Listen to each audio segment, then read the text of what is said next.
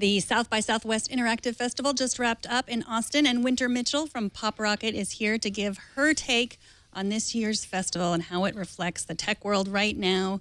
Welcome, Wynter. It's so good to see you. It's so good to see you, too. I feel like I'm back with family. Full disclosure, Wynter was one of the amazing production coordinators at Tech TV, so maybe you remember her from back then. Now she's a digital consultant and a social media maven. Let's start with what is the next big thing in tech? What's last year was Meerkat. What was it this year? Was it anything? I think the focus this year was really on, we've been oversaturated by applications. We've been oversaturated by what's going to be the next big thing. Meerkat certainly made a splash last year, and then it kind of, they went under the radar this year. I think users definitely still use the application, but I don't think it advanced to the level that people were expecting it to, especially since Facebook Live has taken over and sort of brought that instant access to a larger swath of your audience that's sort of on a platform dedicated consistently. I think lifestyles, embracing a lifestyle and the Uberification of not only applications, but being able to sort of enhance your life by having something immediate and being able to access it quickly. I think innovation in that sense was sort of built on a bigger platform and presented more clearly at South by this year. I think people are a little tired. You don't need more photo apps. You don't need another social network to join. You kind of are staying, if you're a long-term tech user, you're staying where you're going to be, and you've kind of staked your claim there. So you're staying there. You're not really sort of going back and forth anywhere else other than where you're going to be. So I think the focus this year was really talking about how to enhance your current lifestyle with technology. Also, there was a lot of discussion about virtual reality. Samsung had a huge installation and activation.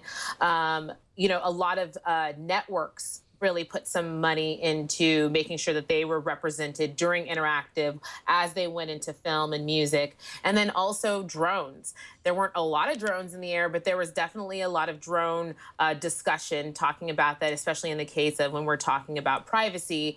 Drone companies were there representing themselves, and then they were also joining into conversations about how their work, what they're doing to sort of work within the constraints of what the government is allowing them to do. So it was definitely more like how your lifestyle is being enhanced by technology versus here's another app, I'm going to shove it down your throat.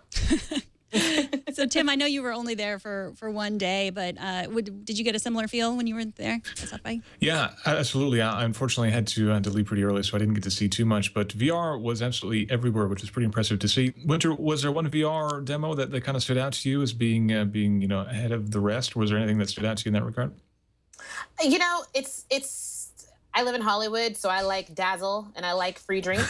So Samsung definitely put together an amazing and compelling case for what they're giving consumers. So I definitely think in the sense, if you're talking about getting this product to consumers quickly, Samsung made the best case for it. Obviously, people are trying to still figure out what they're going to do once they have these products. So I think Samsung was the best at demonstrating what can actually be done once you've gotten a hold of the hardware. Speaking of Samsung, I know that one of their announces for South by Southwest was Samsung's Waffle app. Did you hear about the Waffle app at all? I think Samsung probably had ambitions for this to potentially be the South by app of the year.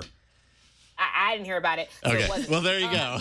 There you go. It dropped off the face of the earth. I think it actually, personally, I think it kind of ties in with what you were saying, Wynter, which is just that at this point, an app like a social network, South by has been really good for social networks to kind of be born there and flourish. At least we have two really good examples of that, Twitter and Foursquare, I believe. And ever since then, there's been this expectation year after year that South by is going to have some major thing that's going to, blossom and grow, and it's going to be the thing we're going to be talking about for the next 10 years. But that really just kind of doesn't happen at this point. I don't know. Was there any sort of kind of on the street vibe as far as the quality of the show? Were people disappointed that there was no breakout?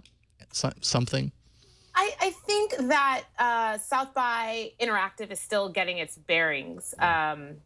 In Austin. And I think that what I felt like there wasn't as many people this year, I feel, that were I know a lot of companies were hesitant about sending staff and sending representatives there.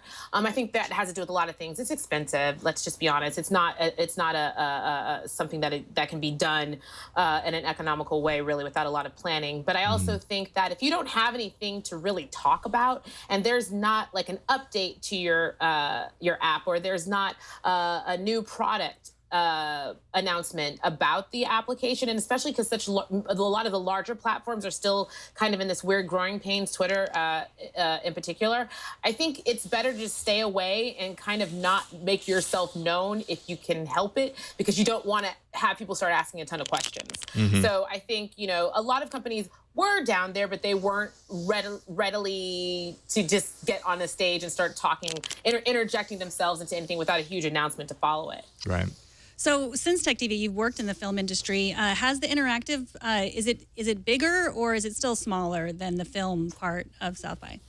I think that there's starting to become a lot of overlap. A lot of movie premieres are happening during interactive because so many influencers are in town for the interactive portion. So like Key and Peele's Keanu, they had a special screening Saturday night. Then Mike and Dave, they had a screening and party and coordinated with Funny or Die on Sunday night. So there's a lot of overlap, because I feel like if you have the attention of influencers and journalists who talk about social media, and the film industry honestly is dependent now on social media to sort of be the word of mouth, I think that there's becoming an overlap. And I really fully see going forward that this is just going to be across the board one of those things where they all just merge into one another. I know that there's like a split down the middle. Some people really don't like the interactive audience, that the visitors that come to Austin, and some people really enjoy the music people much more. But I'm seeing that there's a lot less money in music and film, and there's a lot more money being applied to the interactive portion in terms of advertising and sponsorships. So a few months ago, South by Southwest kind of had this tone-deaf mistake where they were it had to do with online harassment panels, where they were inviting people and then they were getting threats, and it was kind of just a mess. But they ended up kind of recovering by saying they were going to have a summit. Now, you went to some of those panels. What was the turnout like? It was sparse, to say the least. I'd say for a room that can hold about 200, there would be about between 10 to 20 people in the room. It was disheartening. I think that would be the best word to say, is disheartening. So is that the result of disengagement, or is that a result of kind of like the fallout of the kind of the public relations aspect of everything that happened a couple of months ago? What do you think? I think it's both. I think it's logistical. First of all, it was off site from the Austin Convention Center, which is, wasn't that far away. I'd say about 1.5 miles away. However, when you're going back and forth between panels and then you're counter-programmed against that, these were all just located in one section of the city that wasn't heavily trafficked by a lot of people. A lot of people weren't going to that hotel for anything other than community. Another thing is that there is PR fallout. Who's going to go to this? The people that actually ended up representing themselves, we had some people from Vox, Emerging US, Genius represented there, and obviously Brianna Wu. There was sort of this sense that we need to be there because we know that we're trying really hard, but there was also a lot of personal discussion from the staff about what they've experienced. I think one of the best responses was from one of the reps at Genius when he talked about how they don't feel the heat yet from their community harassing users because they've curated a group of people that are just there to talk about one thing, and he doesn't yet feel that pressure. So I think overall, I think there was definitely a level of interest, but I also think people just are nervous about talking about this in a public forum.